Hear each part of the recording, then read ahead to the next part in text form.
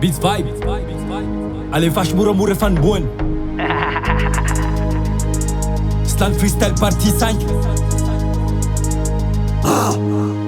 Tanambola nefa kamokamo, Miasitry mpagnanikaniky. Fa mahita silipo nefa silipo mitapy, feno eraky tokotany. Tsisy dikany mitsamotsamo, sy mivoatra gasy raha mbola mangataky. Raha mbola miandra rehefa misy avion mandalo. Mianatry sady manalaza, sy oranga vo andeha i-voyage. Raha sy magnano politike maneho hevitra anindra voane retortage. Agnotan'io any kotlay mahita sy fatane vazagny etragnamo. Malemy netapagny zisy rano, akoy sangoko tapagny ramo. Magnamboara vao magnome conseil samby avagny hevitry miady. Rehefa sy velogny démarrer raha mbola Oaninay contre-attaque. Tovy amy solo living mivotry écheky vita combat. Agnotan'io astefa indraiky any mbola nampiasa vaza. Sy mitomagno lohala aragny, kotre apiamerina kasavogny fitambaragny. Fa sy mety sy fitoboagny varangaragny. Rehefa vita gn'anigny mizaka je t'aime ame farany. Inavogny tadavinao, elayanagny kantao. Eo anazy sisy olo miraminao.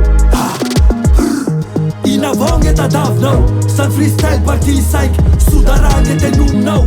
Viavy sy te ady sy mavandy, zay gne tena fakavady. Sy be maquillage sy mpamozy baly, sy mahay grand écarany vandam. Rehefa sy tagnanao da mandagny, satria eo nizoso tagny efa nagnano. Andafy ao mitety tanagny, fa sisy maresany farafagna.